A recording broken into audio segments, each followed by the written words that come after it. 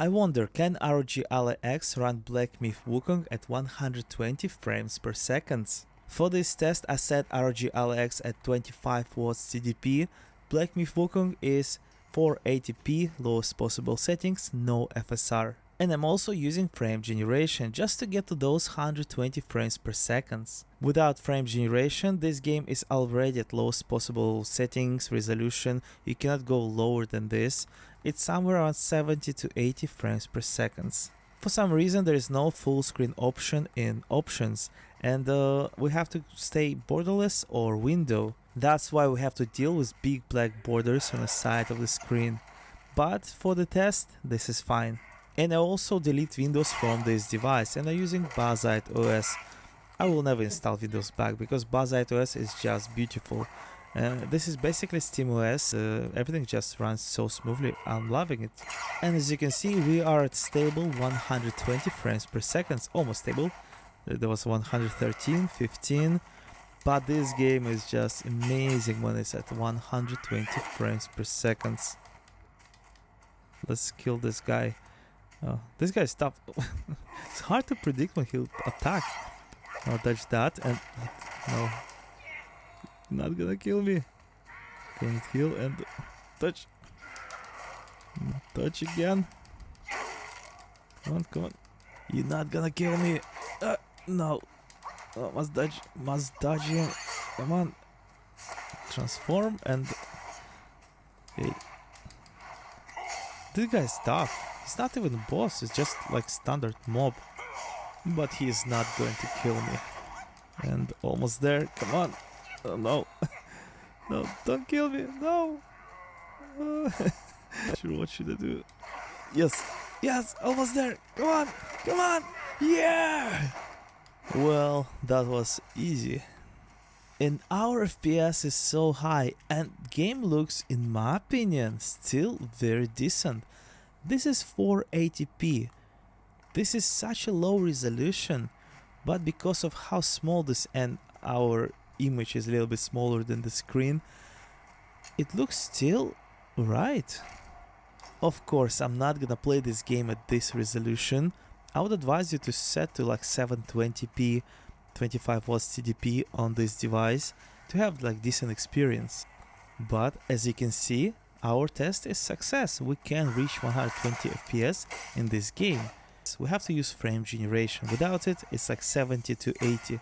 And when we're using 720p, because I played it before, it's 40-50 FPS constantly. It is very playable at 50 FPS, trust me. Because this screen has VRR technology, variable refresh rate. Basically, if you have low FPS, like 40 FPS, it will be way smoother than it's supposed to. What is interesting that this is something Steam Deck doesn't have, because you cannot have VRR technology on OLED screen. And this is most likely one of the reasons why ROG Ally X still has IPS screen. Or maybe ASUS had just too many of them and they just decided to continue using them. But this is very good IPS screen. In my opinion, this is like one of the best I've seen. And if you never compared ROG Ally X with Steam Deck OLED side by side, you will be absolutely fine with this screen. The more I'm using ROG Ally X, the more I'm loving this device. And I'm just thinking to replace my Steam Deck OLED with ROG Ally X, of course. And of course, when ROG Ally X 2 with Z2 Extreme next year will be out, I'm gonna upgrade this one to new one.